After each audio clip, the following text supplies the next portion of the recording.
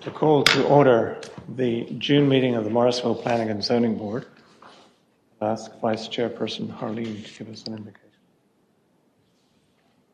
Father in heaven, we would like to thank you for the live in a nation where we can have open meetings like this. We pray for always our first responders and especially our U.S. military overseas. We pray for your guidance today and trying to determine the best course for Morrisville's residents. Thank you, Harleen. So we have an agenda before us. Are there any changes from the staff side, Courtney? I would like to add one item on the staff comments, and that's regarding the land use plan. Okay. The land use plan, so we'll add a little bit of discussion on that. Any items from the board that we wish to include or change? Seeing that, we'll adopt the agenda and move on. We had a chance to review the May minutes. Any changes or corrections? None. I'll entertain a motion. Make a motion to approve the May 10th, 2018 minutes. I have a second for that motion. Second. All in favor say aye. Aye. Aye. Motion is carried. Thank you. And something I should have done at the beginning, we have a full board this evening, but the alternate members will join in the discussion but not be voting this evening.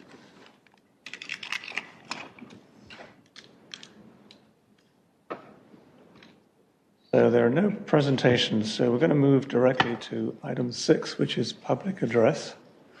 Anybody in the audience who wishes to speak on any matter, please come up to the podium, give your name and address.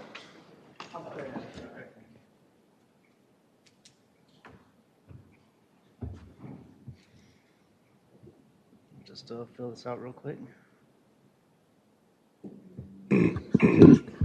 Oh, all right. Thank you.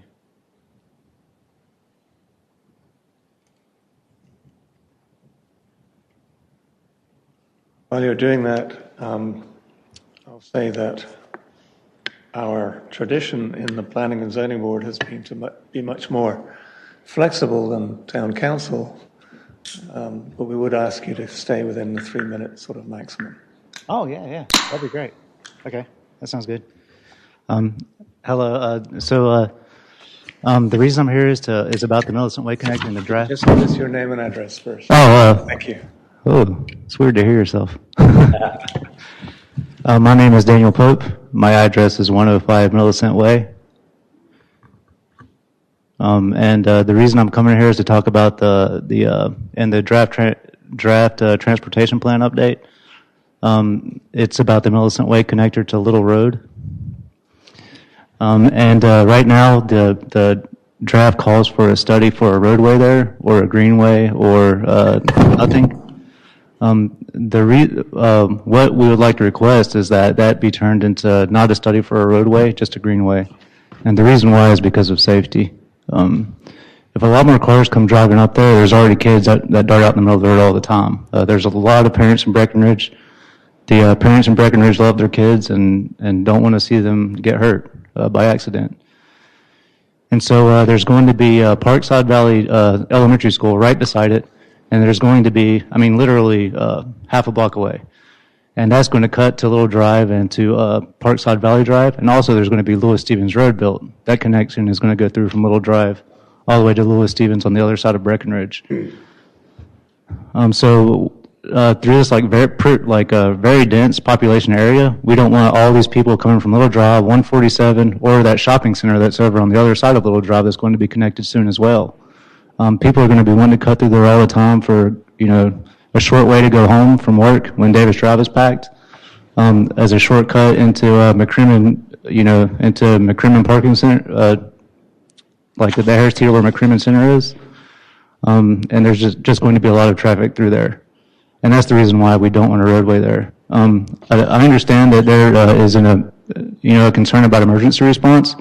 But if Parkside Elementary is connecting both Little Drive and Parkside Valley Drive, it's literally an extra 5 seconds or something. So don't really see a need for a roadway there. But a greenway would be excellent. I think that would be awesome. I think a lot of families would like that, and I would like that too. Sounds like fun. If you're into exercise. But that's the reason we came. That's the reason I came today was because that's what we want in that neighborhood. There's a lot of people that feel the same way. I'm taking all this stuff and just feeding it back to everybody. So I'm trying to. I know I'm not taking care of everybody. Putting everybody's concern out there, but I mean, that's the gist of it. So I'm trying to do my best to. Good. All right. Thank you very much, Mr. Pope. All right. So when will we know if you guys are willing to take the roadway off the road study for a roadway off the? The public address and the public comment session are an opportunity for members of the public to make their point, but it's not an opportunity for debate. So Okay. the way that will happen is that we're considering the transportation plan this evening and perhaps next month as well. And we take into account all the input, but we can't get into a one-on-one debate. Oh, yeah, that's fine. So a response would come like sometime later or by email or? You'll be able to follow the progress of the transportation plan as it goes from this body to the town council. So you'll have an opportunity to make your point again in I front of see. the town So council. the draft is no longer changeable by you guys. Is that the? I'm going to go back to my first statement, which is I'm not going to enter into debate. Just wanted to Yeah. give you that information. Yeah, that's fine. Okay. We'll keep. We'll definitely keep it up and and organize and all that stuff. But thank you for hearing me out. And if you could even just if somebody could, I'll just send an email and ask what the result is. All right. And also I'd like to thank Courtney for getting me up to date today. That was very nice of you. Thank you. All right. Thanks everybody. Thank you. Anybody else want to speak on public address? We'll jump to 7, and I see there are no items there. So we'll move to item 8. Courtney, I think you're going to be filling in for Ben. Good evening, Board. As you can tell, I'm not Ben Howell. Unfortunately, he had an emergency that took him out of the office this week. So I am going to cover his item this evening, and I will answer any questions that I can answer this evening. But if I can't answer them, I will get you the answers, and we will bring that back at the next meeting. But I did want to quickly cover where we are at this point in the process. So we're going to cover very similar format that Ben has presented in the past. Really an overview of the modifications in the most recent draft of the plan as compared to the one that was reviewed in February. We're going to cover the proposed schedule for this board, all public input opportunities that we've had to date, as well as some that are still forthcoming, and then really have a planning and zoning board discussion to see if there's any other questions that the board may have. So an overview of some of the modifications. Again, we have added hyperlinks to the table of contents. We have added titles to the table of contents as well as the list of figure. We added the Town Hall Drive extension, and it impacted actually multiple chapters, and it really was related to the discussion as to whether or not 147 went to McCrimmon or went directly to, excuse me, frog in my throat, or if they went directly to Davis Drive. And then we hyperlinked all the terms in the appendix. We'll say that the consultant went through and hyperlinked most of the terms to Appendix A. However, we noticed there were some missing, and we are just going to make sure those in the final published draft, all of those are corrected. Since it will take about 8 hours of the time, we're just going to wait for the final document for that to occur. And then Chapter 1, we revised action item accomplishments. That we've added the development of specific plans for coppers. We've also moved the description from McCrimmon Extension area to the copper site. It was improperly placed, and added the correct extension for the McCrimmon Extension area. We renamed Triangle Parkway to Southport Drive, and then we added a 154 study. Those are all things that were accomplished in the last plan that weren't included in the last version. And lastly, we added the spring 2018 public engagement summary. In Chapter 2, we revised figures 2.2 and 2-22. to show that Crabtree Hatcher Creek Greenway and the connections from Morrisville Greenway to Crabtree Crossing Parkway and Morrisville Parkway. If you remember when the project started, project was under construction, so they had a completely different color. We've updated to reflect that one that's been built and the other one's now funded and is actually under constructed. So we're showing them both, as existing. And then we've added side paths on Aviation Parkway, Davis Drive, and the Parkside Valley Drive figures. And then in chapter 3, we revised figure 3.2 to make sure that all road names are included. We've ensured project links in table 3.3 match the appendix C project sheets. We've revised figure 3.3 to reflect the recommended alignment of NC 147.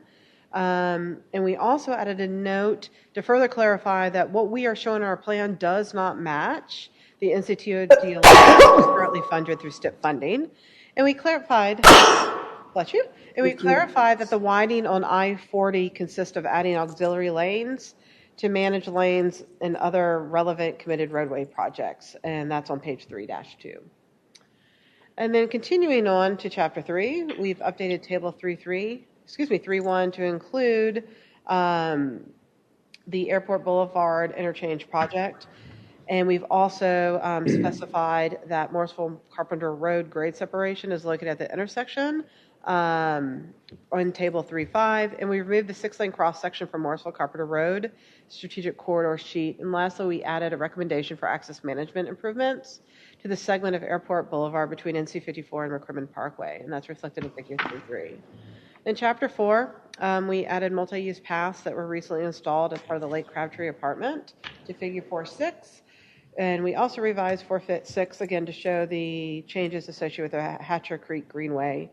And then we extended the greenway proposed on the east side of Church Street north to the Church Street and Shiloh Community Parks to figure 4.6, which came out of the town council request.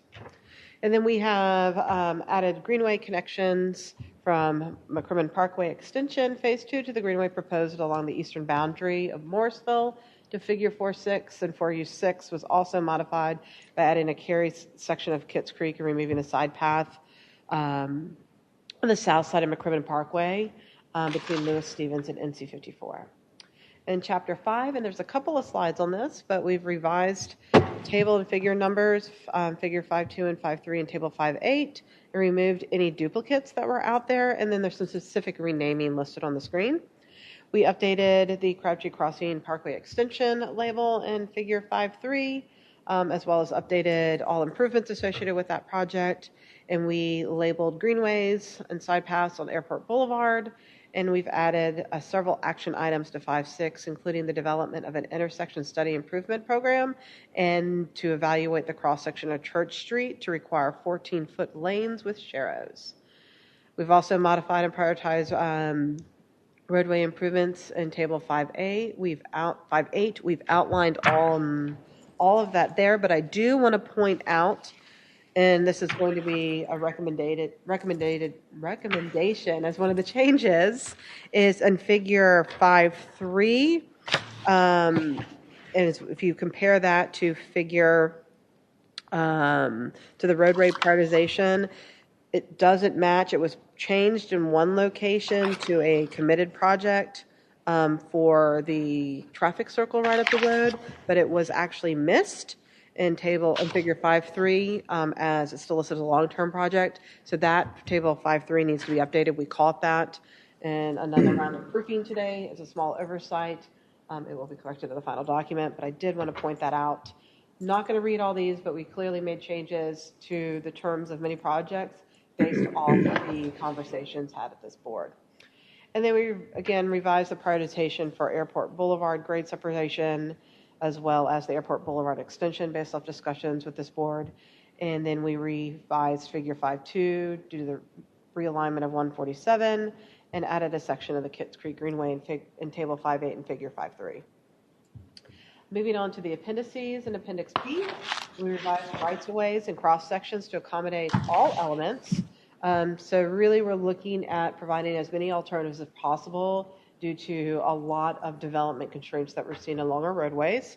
We moved the table of roadways from the front to the front of the Appendix B makes the cross sections easier to follow. We've added bike lanes and alternative dimensions to the cross sections in 4A and 4B. And we changed the Morrisville East connector to a 3A cross section and revised the 3A cross section as well as the 4C cross section.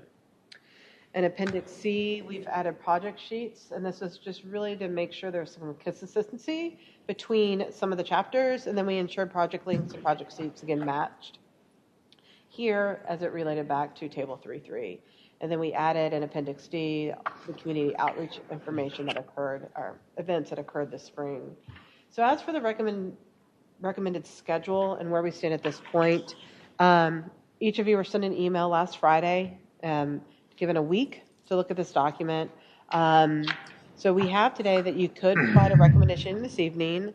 However, if there are any outstanding questions that clearly I can't answer because Ben's not here tonight, we have no objections as staff, and it needs to be deferred to a decision in July, so that way we have all your questions answered. So that is subject to change listed on here. And then public outreach. Here's a list of the events that have occurred, and we have one more that's occurring this coming Saturday at Springfest. If you're there, please stop by. There's multiple planning booths. There's some really cool Active Kid events happening. So I'm going to put a little plug in for there, but you have to show up to find out. So I'm not going to tell you. So if you really want to know, please see Carrie at the booth. And the last is just reminding of all of our outreach methods. We've had flyers, social media blast, press releases. We mailed postcards, and that was just in addition to all the in-person events that was attended by multiple staff. And lastly, as a reminder, we had the public portal. We did close that following the May meeting, since that really was the official closure of public comment for this board. However, once it goes to town council, we're going to reopen it so we can start receiving comments on the recommended version that comes out of this board. Moving on to planning and zoning board discussion, and I'm here to answer any questions that you have. Thank you, Courtney. So, as I understand it, our options are to recommend the approval of this plan for it to move forward tonight. I guess we could say we don't like the plan at all and go back to square one. That is an option, yes, That sir. would be somewhat masochistic, I think. Sounds like fun. Or we could perhaps have somewhere in the middle, which is maybe we'll suggest some appendix or any other features to it. Personally, I haven't gone through it, now it's been revised, as thoroughly as I would have liked to have done. I don't know how the board feels. So, start with Tim. Yeah, I would agree. I think that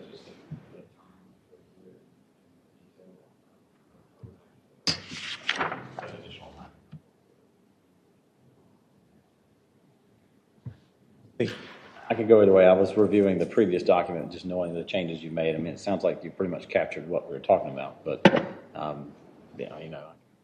we could take extra time, or I could go either way. Catherine. I would prefer the extra time to Okay.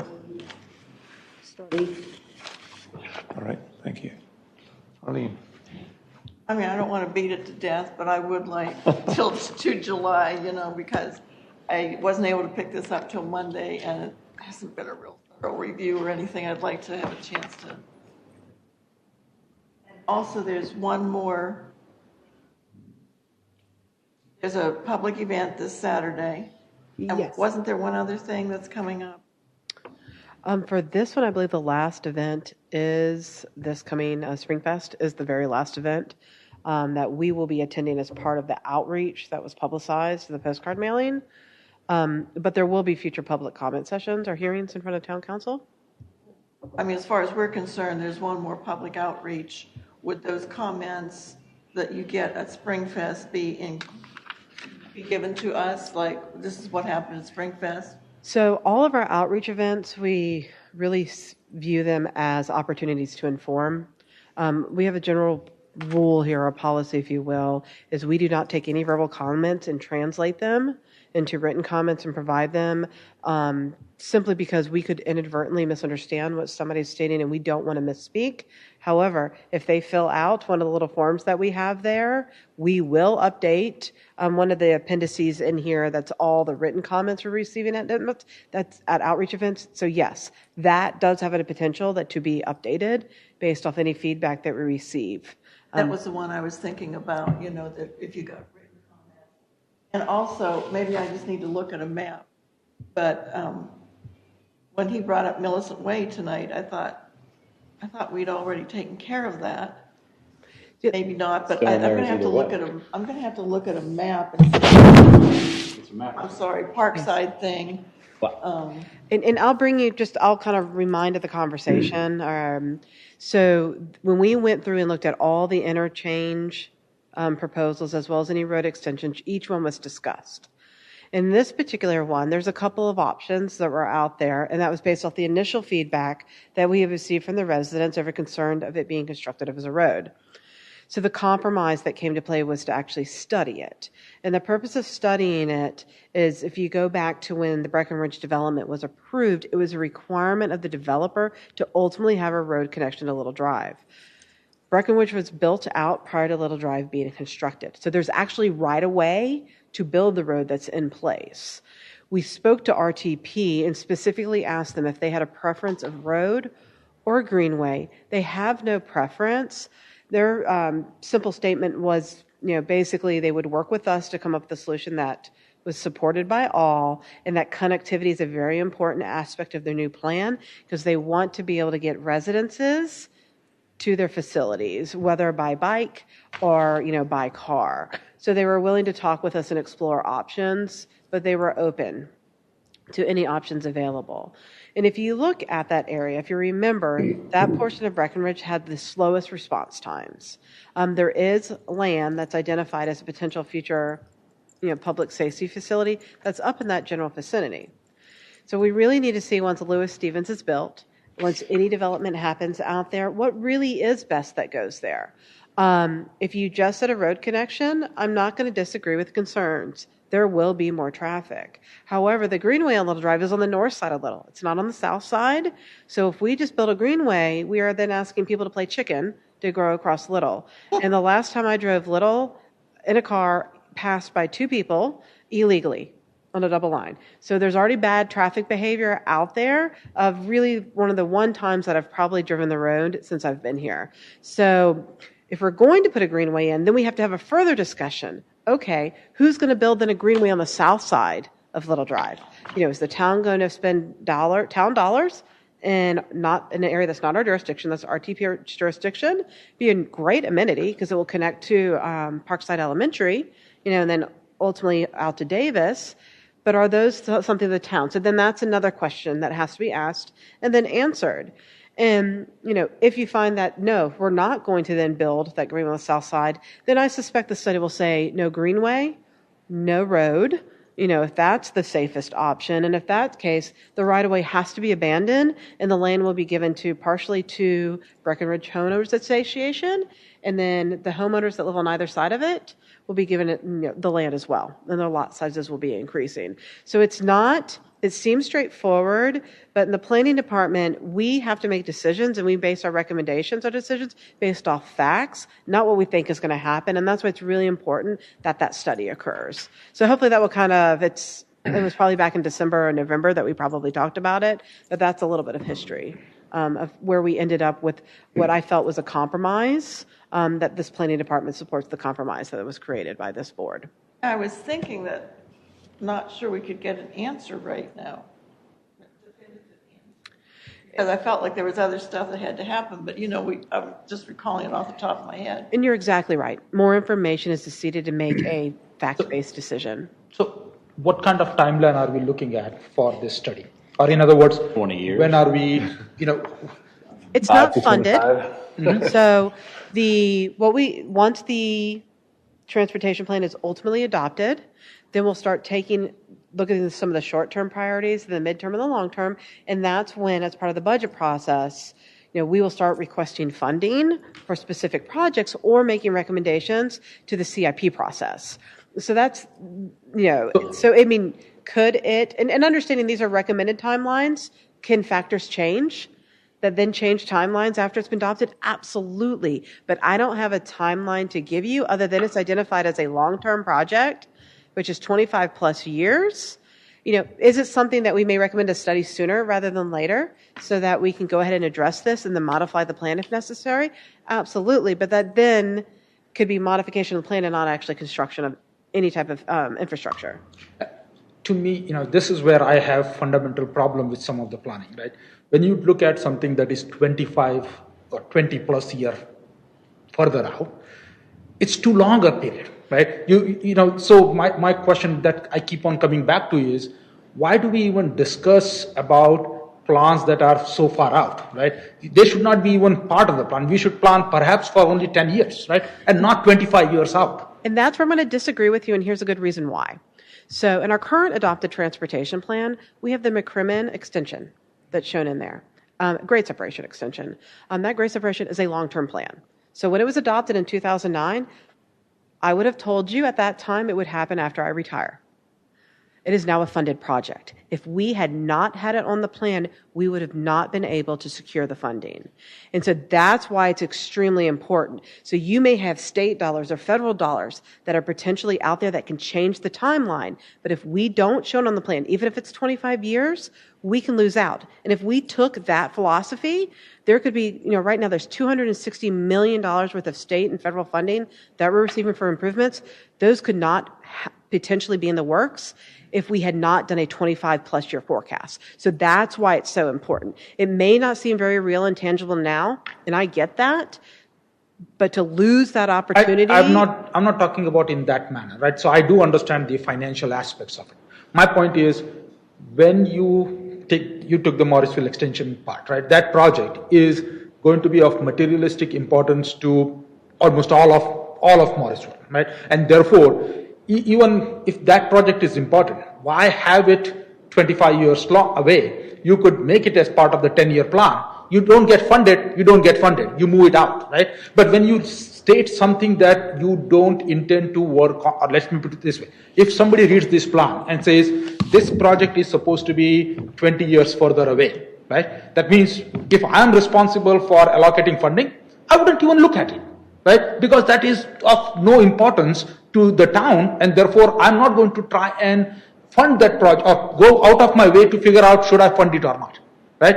So my point being, look at the materialistic importance of a project before you decide should it be 25 years out or within the 10-year period. If it is not going to be if it is not going to benefit most of the town, right, then I can agree. You can put it in like this one. You can put it on 25 years out and we are done. Yeah, but you have to understand, when we came up the consultant came up with the prioritization, so there's 27,000 people in the town, but we can have one person that comes through an intersection and dies. That impacts all of us in a way, and that may be a higher prioritization because of that death, even though it's not necessarily impacting a lot of people on a regional commuting pattern. So there's lots of different competing interests that go into there, and you just have to understand it's a big picture that, yes, we may have higher prioritization items because that's where we want our funding to go, but we have to understand that how we see it as a town and how the federal government or the state government see it are completely different. And so we may have our priorities. We may want to see X road built now, within the next 10-year period, but the state may not see that as a priority at all. So there are competing interests, and so that comes into play as well. And I always say it's a bit of a fine dance, is you have the information that says where we want it. Means even some of the modeling recommended us having certain things as long-term, but this board here said, let's move to short-term because it's a higher priority to this board as part of our recommendation than it may have found through all the modeling and the crash data and things that were used to build the original modification.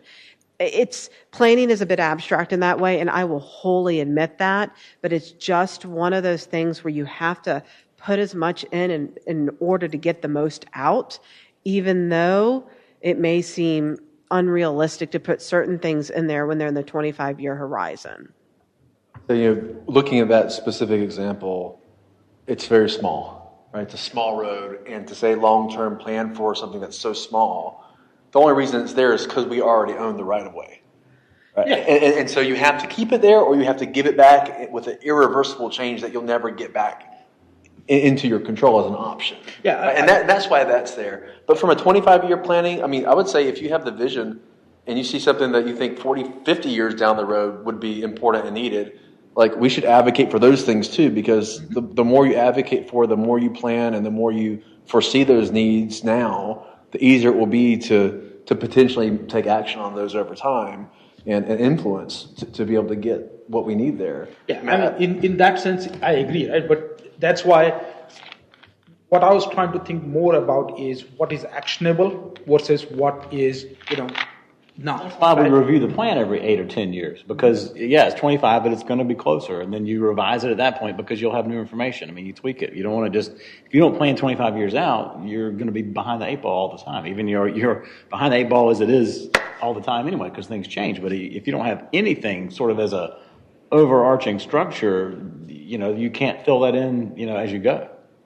I think 30,000 jobs from now, we're going to be wishing we were more aggressive and more future thinking on some of this stuff. And that's exactly the point I was on is, things are rapidly changing, right? Yeah. So if we are not necessarily rooted to some of these plans, and that's why people get anxious when we put something out there that, like Crabtree Crossing, right? You had a whole bunch of people getting anxious about it, right? So if you don't put it, and then you suddenly spring on them, you have the situation we've got with Crabtree Crossing, where because of one decision, even though it was voted on by the majority of town residents, a vast majority, it's been in the plan for years, suddenly now people think that it can never come because of one decision. So, I mean, that's why you need to keep the options open. You need to keep things there and then tweak them as you go. If you don't have it in there, if you don't have it 25 years off, people are going to be upset because you sprung it on them. In this you got to area, have that. You got to have the long term. Yeah, and in this area with the kind of growth we have, to take options off the table seems like the last thing we want to do. A question on that. So I've looked at the plans for the school, but I can't remember. Is there actually a connection between Little Drive and Parkside Valley Drive that a person can drive through the school? There is an entrance only for carpools on Parkside Valley. Bus traffic. Coming off of Little. And as well as teacher traffic, all is off of. But there's not actually is there an actual driveway? There's no real way for the public to drive from. You can circumvent through the parking. Okay, right.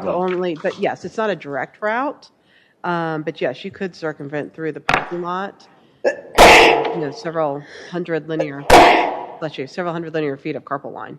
You get there. Yeah, I remember that sort of circling around or something there. So. It would be a route for public service vehicles in an emergency. Possibly. For example. Yeah, possibly. If they don't have speed bumps. Okay, we were going down the line. Arlene, anything else? With the changes documented, I feel comfortable as it is today. I don't feel like I need more time to study. Okay, if you guys do, it's no problem. Sanjay. I have a couple of questions on this, but I'm willing, if you want more time, from time-wise, not an issue. Okay. All right. What are your questions? It's really, sorry for missing last time's meeting. This is on page 3-10. Again, in light of not limiting our options, in this particular table 3.6, we have got wording around Crabtree Crossing, which basically says no funds should be allocated to Crabtree Parkway extension before NC 54, right? And I would like to take that sentence out because it's kind of advocating that let's limit our option. I agree 100%. I would move to do that right now. And what table are you on? I'm sorry. 3.6. It's page 310. Page 310, okay. 3.6.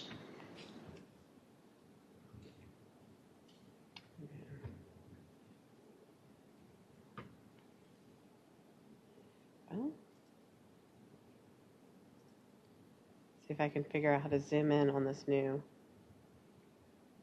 Further down. You're at 3.4.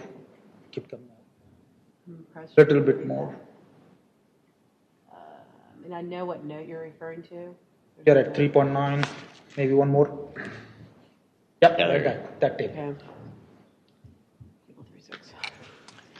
Now, just as a reminder, that was put in there, as a compromise and a discussion of this board. So that is the reason it's in there, is that the compromise, because of the concerns that were brought forward by the residents, is, if you put in there that money really should be allocated towards, and the purpose of this is to go towards NC 54 prior to allocating funds here. And that's why it's written the way that it is. It's to encourage any funding to head that direction versus this one. It sounds like a rule. Well, to me, the statement, the first statement, which basically says Crabtree Crossing Parkway is of lower priority, that implies that you should fund higher projects, and I don't want to put that recommendation in and have the council think that we are asking them to limit it. Yeah, to some extent, we may not have control over the funding of 54. Yeah, right. So there's more reason to not limit it, because we might have more reason to control this than we would ever do 54. From a priority Especially if the perspective. state continues with the ridiculous, options that they've got, which are like going to cost, $200 million. Yeah. I agree with that suggestion. So you would just take out the second sentence of number 2. Exactly. In the same paragraph, at the third bullet, at least the way it is phrased, it's not clear. Are we saying that the sentence that follows the and part, and messaging on traffic congestion navigation mobile applications, that paragraph, maybe you may want to look at the English or how it is phrased. And it's the one that I have highlighted. That's correct. That's correct. That's the paragraph. See that? There. Okay. Keep going. So you're better than I am. Changed it. No, he said third bullet, third point, and I Third said it was point. the third one. I could not read it. Yeah. Okay. Maybe. So that after the and part, after those parentheses, There you go. yeah, maybe it should be just another option. When I read the entire paragraph, it kind of gets confusing. Just take off the messaging on. It's just, so you're saying we want to legally limit, number 1, cut through traffic, and number 2, traffic congestion navigation mobile applications such as Waze. Well, it's I incredibly, think we it's get incredibly my nerdy wording, but I think I understand it. And if you take out the and messaging, then you're trying to Yeah. actually change. It's not a phrases. messaging application, it's a navigation application. In fact, if you just take, You're attempting to reduce the messaging on the I think that's fine. mobile application. to me, yeah, or you could just take the highlighted portion out, and that again keeps your options open. Figure out what are your legally allowed options, right? You don't have to spell traffic congestion apps itself, right? It could be all of it. Might be a neural implant by the time this goes through. The meeting agreed to make sure that we would look to see if we legally could prohibit Google Maps, Waze, et cetera, from routing people through those. So I will definitely go through and reword it unless there's a majority recommendation to remove it. Caution at this point, because I have told multiple residents that came out and spoke about these conditions, so before we modify, if you choose to modify, that's fine, but we're going to have to go back out and do more public outreach, because we have told multiple people who have said, oh, this is a better approach. We're in love with it, but it was better than what we started with, and I caution about changing any of these significantly without going back out to the public. I agree to keep the navigation And that's possible. in There's there towns as doing well. that now. Yeah. I mean, because we did, it was part of every one of their emails, right? Specifically as a concern and That's what copy and paste can do. paranoia about technology. My concern is more on the point 2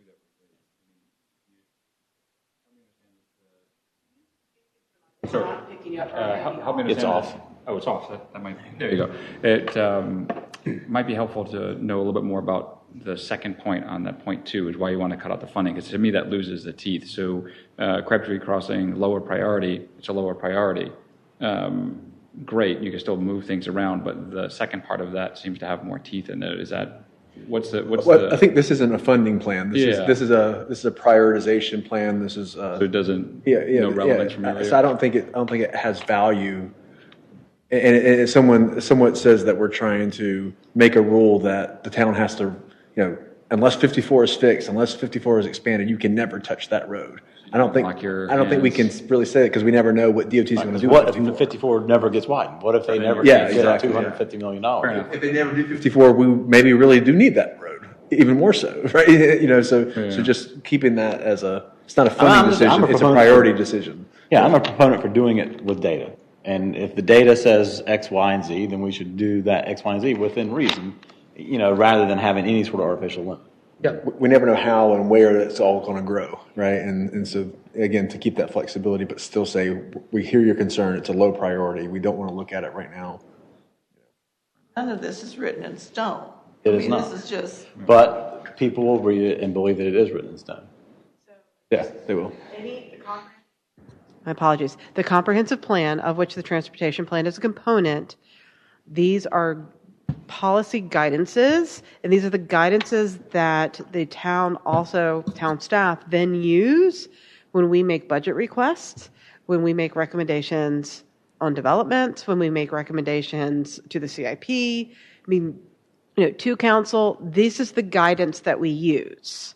However, when formal decisions are made by council, state law doesn't require you to 100% adhere to this guidance. So there is some subjectivity there, but it is guidance that staff uses as we go out and seek funding as well. You have to have a starting point.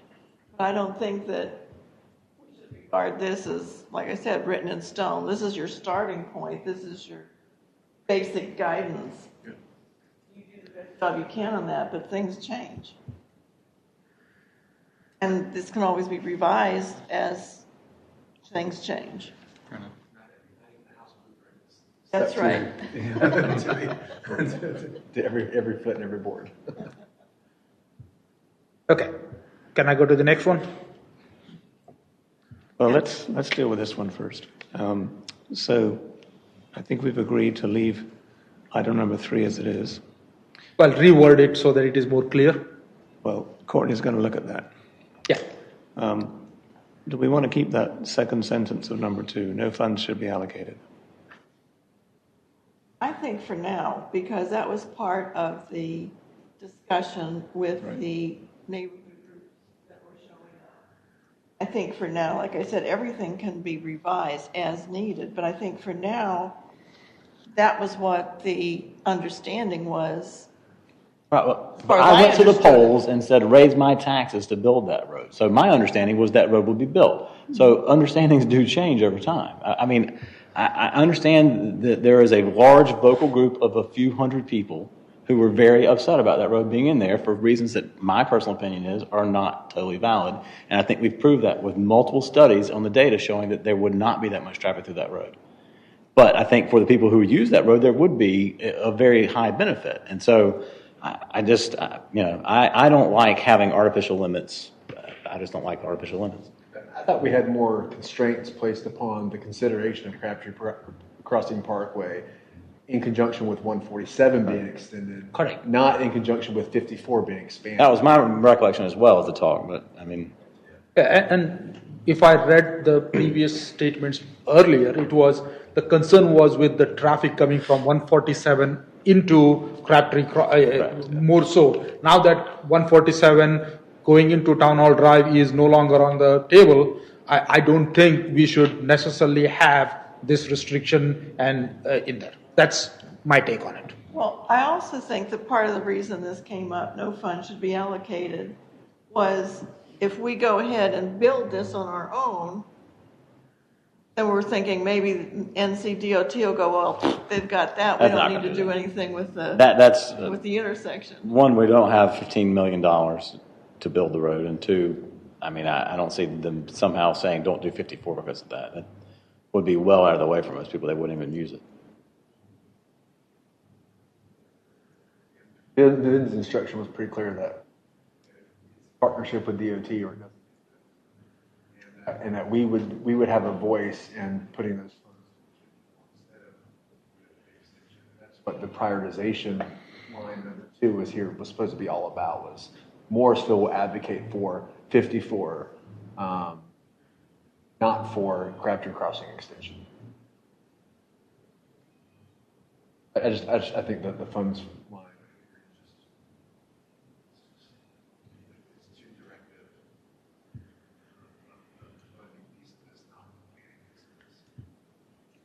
I think it's the only time in the plan that we've got down to that kind of level.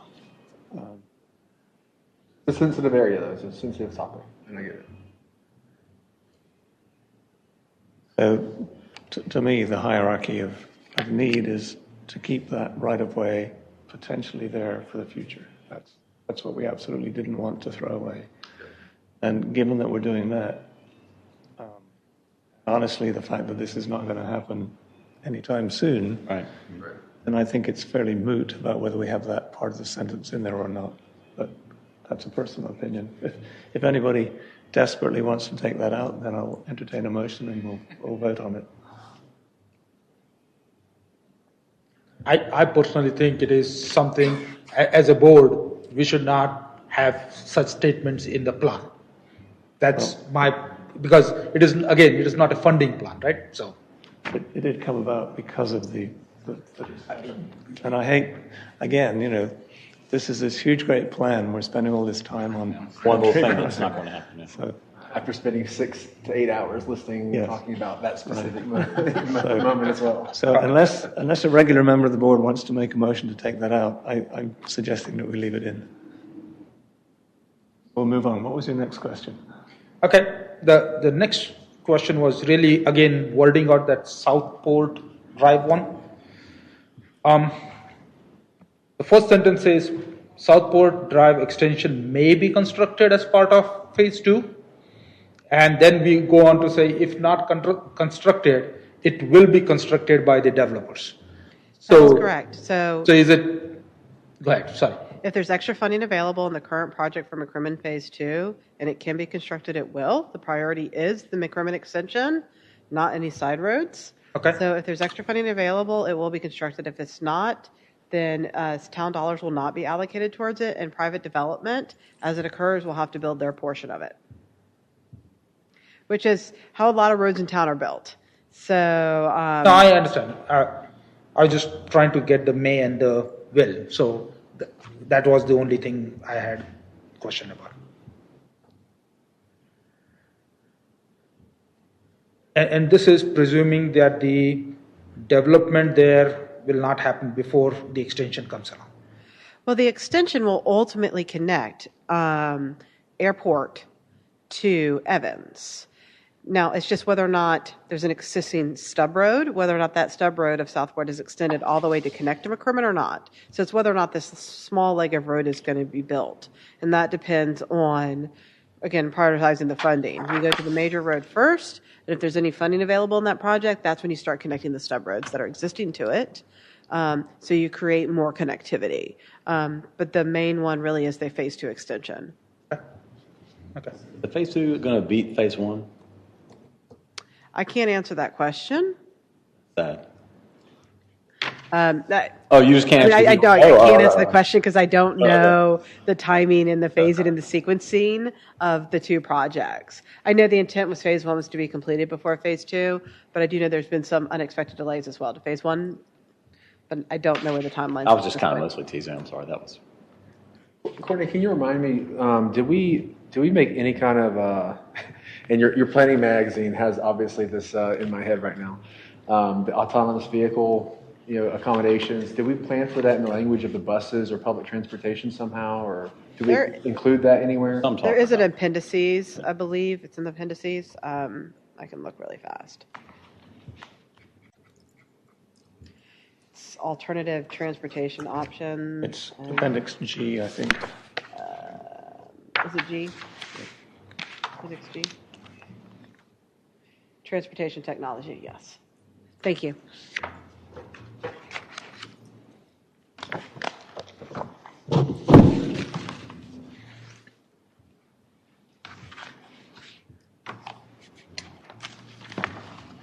Have that discussion with Allison and the consultant way back about whether that was going to actually have more traffic because you'd have all these empty automated vehicles going around. Right.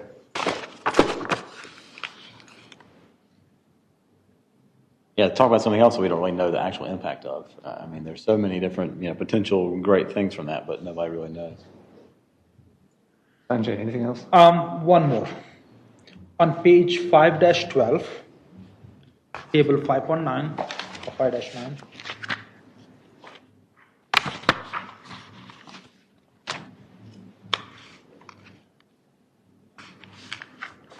Down. You said 5-1? 5-12. 12. My apologies. I misunderstood you. No, that's okay. Yeah, this one. Are these listed in priority order, or are these just a listing of the ones that we are considering? They're not in priority order. If you read kind of the paragraphs above, it explains where the ranking on this is slightly different than it was on roads. So it says, if this paragraph right here, it says independent multi-use paths are not grounded into near-term, mid, or long-term priorities. Rather, the 4 criteria for this assessment can be used to guide strategically advanced projects, depending on the specific needs of the town at the time. So this one has greater flexibility.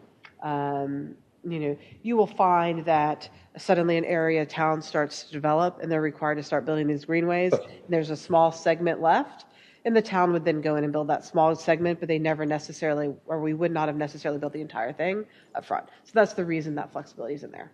Okay, so these are the ones that we know of today. Yes, those are the ones that were identified in the plan that we do know of. Okay. That's all I had. Thanks, Sanjay. Rob, any comments for Arlene? Good.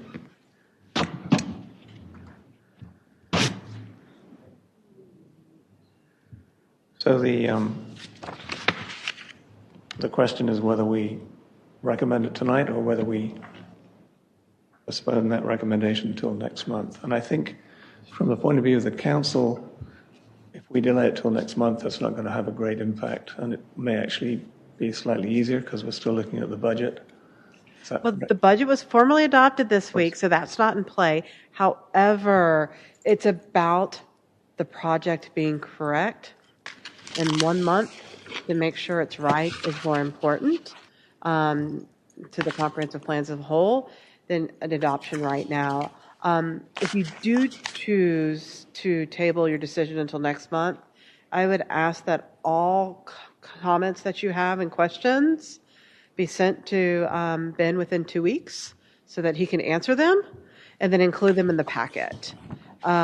Basically, we'll put together a question of FAQs that derived on this version from the board and include that in the packet. So that would be my request. And if I can assign a specific date, if you can have everything to us by, June 29th, that would be wonderful. Sounds like a plan to me, but would somebody like to make a motion to put that into effect? I make a motion to table the recommendation on the comprehensive transportation plan update until the July meeting. I don't have the date. That'll do. Do I have a second for that? A second. Motion and a second. All in favor say aye. Aye. Aye. Any opposed? So that motion is carried. And we note Courtney's request to have all comments and questions into Ben by the 29th of June.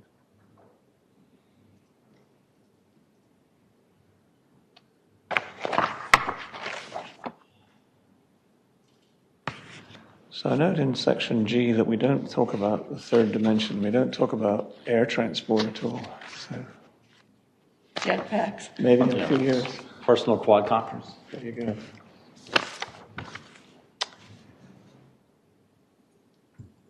So, wow, we're going to zoom ahead. We're going to skip 9, 10, and on to 11. Okay, so I'm going to quickly cover the May planning newsletter. The Morrisville Community Library is officially in review right now by staff. So that's our newest project that's in review. And the Villas at Sunset, which is our first bungalow court development, that was approved for both the preliminary plat and the construction plan. What is a bungalow court again? Bungalow courts where you basically have one large lot that has a driveway, and then you can have up to 5 homes. Okay, so kind of like around, like a little private cul-de-sac, essentially. It's taking, if you almost imagine lots deeper than, say, Savannah, where I believe you live, and you were to cut 2 homes of Savannah and then like maybe another 3 behind it potentially, or 2 behind it, and it would be one long driveway. So it's not even really a private road. Okay. It is truly just a driveway. One of the benefits to it is all the units have to have fire suppression.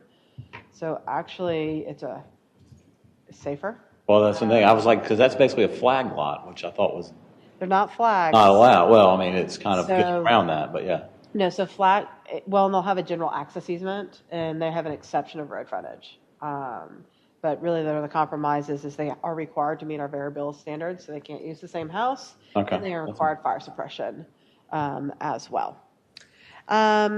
The town council did approve a annexation for 234 Aviation. It's not actually a project y'all have reviewed. Usually when I tell you there's been an annexation approval, it's come to you. It's an existing home that wants to hook up to water and sewer, so they are required to annex in order to receive those municipal services. We held our first annual developers forum on May 11th, and really was an opportunity for the development community to come out and tell us, what are we doing really well and where are our opportunities for improvement. And that way we can start cataloging some of those comments and making changes. Some of them are well within reason of change, I would say. Some of them are, nice requests, probably. But I mean, some of them are definitely reasonable, little things that we can do that are processes to make them more transparent and clearer. And with the enterprise software that we're working on with Energov coming, going live sometime next year, everything's going digital for all our digital submissions, all permits, and everything will be easily tracked online by applicants as well. Currently you have to go to one software for one type of permit, you have to go to another software for another type of permit, and then you actually have to go into an Excel database to see when due dates are. So really having everything with a nice flow chart in one spot will be wonderful. And that's the direction we're heading. We will also be able to take online payments, which is not something we can currently do. They have to call us with their credit card. So there's a lot of bringing us into the current century that will occur with this software. I'm really excited about it, and it does address some of their concerns. The next is the land use plan update. As you're aware, that is in full swing right now. If we get out of here soon and you go across the street to listen to music, you can participate in an event. Dylan and Brad are out there right now with iPads. So if you want to wander that direction after the meeting, I encourage you to do so. And we're continuing to get lots of different information. We have multiple DIY kits out in the community right now. I'm not sure if any of you have a DIY kit, but remember they're due at the end of the month. So they're great if they go out. They're not so great if they don't come back in. That was just a lot of labor and not a lot of info if that occurs. So if you have one, I encourage you to start that process if you haven't already done so you can return it in. If you have already completed your outreach, please bring it back. But we're definitely working on that. And talking about the land use plan, I wanted to bring you to Map Social. So what I have done is we have created a map for the Planning and Zoning Board. Got that. One map for the entire board. So you actually ended up receiving an email because the account for you is actually the email that I send it to. I've already activated it and confirmed it, and it's actually live. We'll be sending out a separate email if you haven't already received it. With your login ID and password, it's the same for all of you because we're literally creating a planning and zoning board map. Delete each other's stuff and be like a constant battle. You could delete each other's stuff, yes. But I figured we were team players and that would not occur with this group. If you think you're incapable of doing that, create your own map, I suppose. You could just name it your, anarchy map if you want. But if you go to the town webpage, we have all these little flags in the middle of the webpage. One of them takes you to the land use plan website. And on the land use plan website, if I go to the home page here, you are going to see a couple of different things here. One, there's a questionnaire. Please go fill out the questionnaire. 2, map social button. This is the map that we're talking about. So, if I can get it to work now. Apparently I shouldn't have taken it apart. But if you click on that, there's a login page that you can get to here. So, how does this work? It's pretty simple. So I want you to name one community asset that y'all feel that's out there. Sorry? One community asset. Parks. Which park? Morrisville Community Park. So I zoom in to Morrisville Community Park. Of course, it's according to this, it's Morrisville Commerce Park, but yeah. And I click it, put the star on it. I type in what it is, town park, and I submit. Now I can upload a photo, so if you're out and about and you want to do this on your phone, you can. So you can take a picture of what makes this park, a nice asset. But basically do that, you submit it. And then you're going to get this little thumbs up or thumbs down. So this allows everybody, actually in the general public, that goes and looks at our map to say thumbs up or thumbs down. So they can agree with you or they can disagree with you. This also allows each of you, instead of adding another item on there, to agree or disagree with what's put on here. So, since some of you claim to be dinosaur-like here, what we have also done, which I don't agree, but I'm going to go along with some of the feelings we have, each of you also have a paper copy of a map up there. So if this digital format is not your thing, and there's a key on it, take a marker, mark it up, and tell us what it is and what you like about it. And just make sure you're using the same key that we have on here. If it's an asset, if it's a development priority, just take a look at all of that and then start creating your map. This map will stay live and open probably through the end of July. I encourage you to get in sooner rather than later. But this is something that's out there. It's really being debuted at Springfest. So again, if you attend Springfest, you're going to learn more great things. All right, so you want us to go in here and mark these things individually or go vote on things or both? Yeah, both. I want you to go put what you want and vote on others. This is your map. There's no right or wrong answer, but it's going to go into a giant collective. Again, I'm going to email the password out there. If you're not comfortable with this format, I can appreciate that. So mark up a piece of paper and get to Brad as soon as possible, and Brad will put your comments in for you. So go halfway up Chapel Hill with the green circle. You could do that. There's a couple spots I know you don't love over there. So but that's where you could literally go to Google, screenshot it, save it, upload the picture, and put that it has 4 parents. So that's, the more information we get through this, again, the better output of the plan is. I always say if you want a great plan, make sure you have great information going into it. So this is a little bit of that. Again. But one question. Uh-huh. You have the development priority slide there, for example. So does that mean you can recommend, let's pick up one square or something? Well, you tell me where you want it to be. I'm sure you're envisioning something. We can add it. No, I'm just thinking out loud. So you have got Church Street and there is some space, right? Where you add it? Yes. So if you had some spot on Church Street. Like this, where that factory is? Where this factory is right here? Yeah. So, for example, let's say we want to say,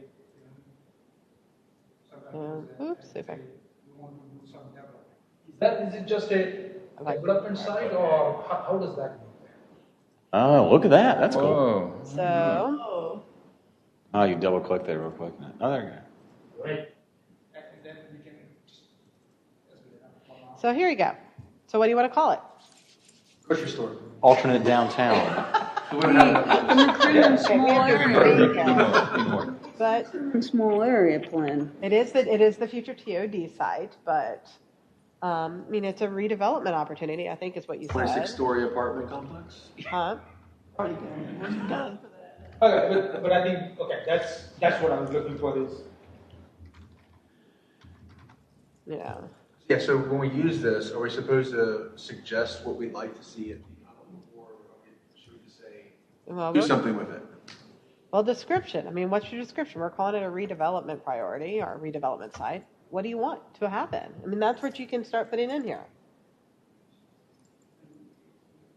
I mean, y'all can go back and edit this, but, that gives you an idea how this is going to work. So now if you look at our map. I noticed it says photo 2 megabyte. What happens if your photo is larger than that? Dumb it down for you, or do you need to? I don't know the answer to that. I have a feeling a lot of phones now are taking pictures bigger than 2 megabytes, but I don't know. I can ask the consultant, Right. but I have no idea. IT questions, out of my league. if you click the base map, does it show us pipelines, electricity, and all those things there? Or is it This is the base map in the background, but there's different layers that can be added. There's not a whole lot here, but so you can kind of change different things if you want to see. So it is all related to the structure. It's not telling us what kind of underground stuff are. No, I don't believe No there's any. easements, no floodplains. It's not showing any utilities, and as a general, you can engineer your way out of anything. So I mean, this is not about barriers. This is about opportunities. So, and I think that's kind of what's more important here, and not to worry much. I mean, you can move major power transmission lines, to build. To give you an example, we just relocated the main gas line that was coming up Town Hall Drive in order to build, where the traffic circle and all that areas to facilitate the development of the library. So even big things can be moved. There's just a dollar price tag attached to it, if you will. Where is the library? The library is on the northeast corner of Carolina and Town Hall Drive when they connect. Okay, that I The understand. future rec zone is. I'm sorry. I just was Traffic trying to access, see how the gas line being redone south of airport. But that's the gas line rework that they've been working on for 6 or 8 months now, all up and down. So they were scheduled in a few years to actually upgrade the line. We asked them to upgrade it sooner and relocate it. So we worked with them on the actual location to pull it as close to the right of way as possible. So it actually creates bigger development pads, which includes better development sites, which improves our tax base.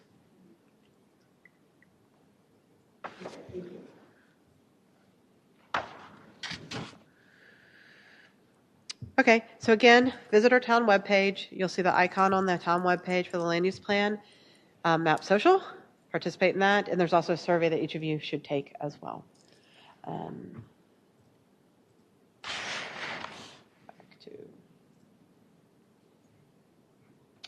And that is all the items that I have this evening, Chair. Thank you, Courtney. So, Planning and Zoning Board comments. Question about the development update. Any major themes that came out of that? Share maybe a couple. Major themes. I don't have it in front of me, so you're going to ask me to go off the top of my head. Greater flexibility, greater flexibility, greater flexibility. Deal-wise or just across the board? Across the board.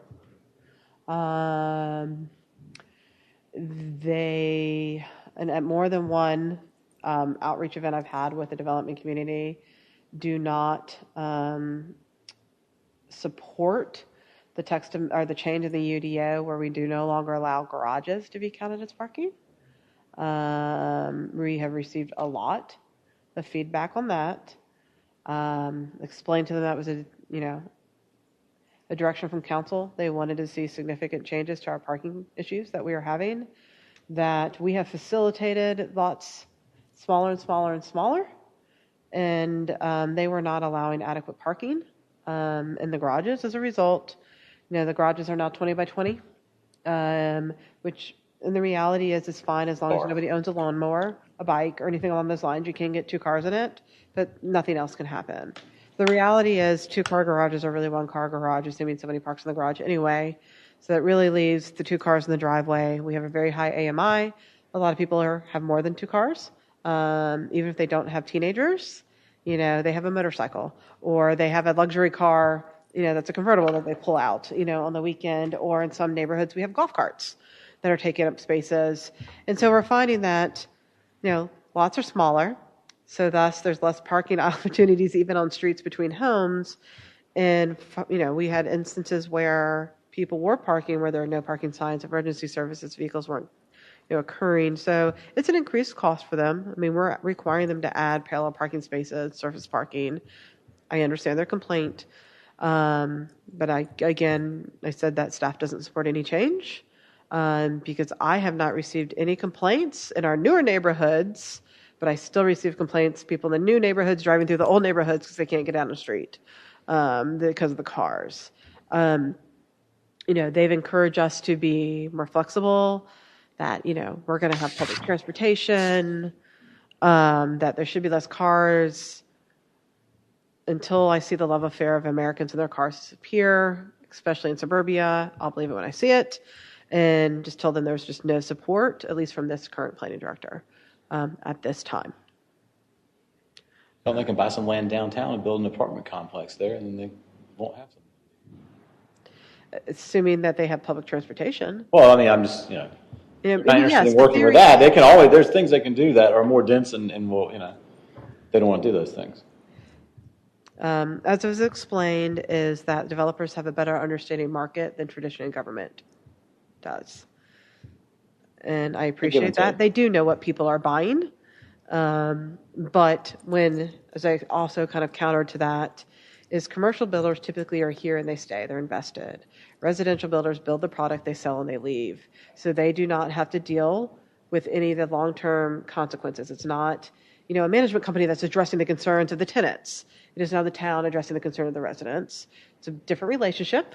And so they may know what's selling, but they don't know some of the consequences of what they've sold necessarily. And I think it's also, there's a certain friction or whatever you want to call it, or inertia of just going with the status quo because it's always worked. And I mean, there are creative ways to do things and sell products in a way. They may not be as easy, but they can be just as financially rewarding in the end if people will push for a vision that's a little different. I think it's really easy to just fall into that they have a proven model. I mean, I'm not going to discount that. I mean, they have a product. That doesn't mean that no other models will work. They have that is true. I mean, they don't necessarily, but they're constantly listening to the people buying homes I wish I had. I'm not sure. Is there a way to limit, I should say, give them that exemption and at the same time make parking on the roads illegal in those neighborhoods? So you can make parking not permitted on both sides of the road, but again, who's now enforcing that? Our police department then becomes the bad person because, they're getting tickets under the window. To answer your question, yes, but that's not going to stop the fact that people are still going to have 2-3 cars and use their garages for storage. With the SUVs now being so popular, even the ones that we initially used to see, you could pass through 2 cars. Now they are becoming extremely difficult to pass through 2 cars without hitting each other. That's what I'm saying. Someone buying that or moving to that neighborhood will see that and say, okay, I have 3 cars and I can only put one in this. No, they won't. I'm not allowed to park on the road or else I get a ticket every day. This probably isn't the place for me. People come to Savannah where we have one narrow driveway going to the garage and don't understand why they can't have 5 cars there. So no, I can tell you, people will not see that and think, because people don't, like you said, the people say, I wish I had. People never think about the parking and all that kind of stuff. They never wish for that, well, until they've already bought the house and they can't back out their own driveway anymore. That's when they wish for that. So that's the thing. I mean, they're artificially thinking people are wishing for things because they don't have the full picture when they ask that. If you make the fines high enough, they won't park on the road. That's all. I'll pass that word on to our chief. All right, let's move on. Comments from? I had two quick questions for Courtney. Courtney, across, I think I'm going in the right direction. By Morrisville Carpenter Road at the Town Hall Drive intersection, I see that they're working in the woods there. Is that for that road that's going to be coming parallel to Morrisville Carpenter once they close off that one? No, so the road that you actually see over here, where they have the flags, Patrick Crossing. Yes. shown, that there's two projects actually taking place there. So one of the projects actually the gas line. It was upgraded on the north side of the road. Now they're going to the south side of the road. So that's part of what you see. The other part is the portion of the leg of the greenway that will extend from Crabtree, Hatcher Creek Greenway up to Town Hall Drive. It's going to be, I believe, around approximately 100 feet short of actually Town Hall Drive, excuse me, not Town Hall Drive, but Morrisville Carpenter Road, because we're widening the road. And if we put it in and connected it, we would then be ripping it up. So to encourage people not to use that leg of it and rather, say, go, park and, at the community park and hop on it, or you can go to Morrisville Square and access it that way. We're not building all the way up to Town Hall Drive, and it saves taxpayer dollars too. But so those are the two projects that you're seeing. If you look real closely, you'll notice no trees, a little sliver of trees, and then trees. So you have a gas line that's separate. That's basically nothing's happened on top of the gas line, and then you have the Crabtree Greenway extension. Is that going to go all the way across over to Crabtree Crossing? Yeah. Okay. So the portion south of the Greenway that connects to Crabtree Crossing is actually already there. And so this portion here is actually further, away. If Crabtree Crossing Road is extension, I guess if that's probably what you're asking about, the road would happen, then you have the gas easement, then the Greenway. There would be some conflict clearly at the creek and as well as kind of down to Crabtree Crossing where it exists. But And across from Aviation Evans, that recently rezoned lot that we did there, I see that they're clear cutting back there now. Do you know what? Road. Yeah, that is for the McCrimmon That's for- Parkway okay. Phase 2 extension. I wasn't quite sure what was going on there. If you head up to Airport, you'll see clearing on that side as Yeah. well. Mm-hmm. Okay. That's it? So Okay. Tim, any comments? Lee? Catherine? Well, I have a couple. Congratulations to staff on getting the budget approved. I will pass that word along to Jeannie as well as the town manager. And I'm sure the rest of the board will join me in wishing Ben the very best. I don't know what's going on, but we hope things work out as well as possible for him. And we miss him this evening. I did attend one of the land use plan sessions.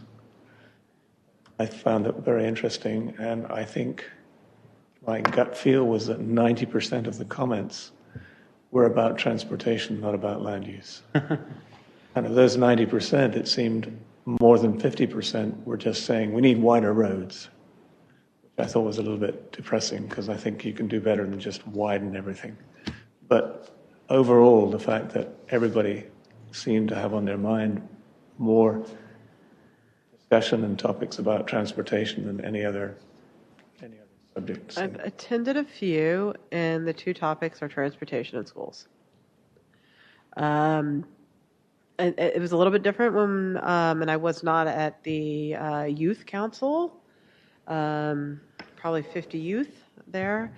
The answers were a little bit different, extremely insightful, actually. I think they're much wiser than I probably was when I was in high school, based off the feedback that I received. But yeah, there's two themes right now, transportations and schools, which is not surprising because they're the two big frustrations right now. The consultant who led our session, as light relief, said that when he talks to kids, the three things are, number one, we want a pool, and if there is a pool, they want a larger pool. And I think number two is fast food, but I cannot remember what the third one was. But I don't remember what it was, but it is. It's like if I don't have a pool, I want a pool. If I do have a pool, I want a bigger pool. And if I have a big pool, then I need the cool slides and all that. I think that was the third layer. And then from there, it's a fast food restaurant. And really, depending on where you are, it could be a Chick-fil-A, it could be, an Only Burger, it could be a Starbucks. It's socioeconomically, it was different depending on which part of the country they were in, which is not surprising at all. So if you have a chance to go to one of those sessions, then it's worth going. Any other comments, discussion?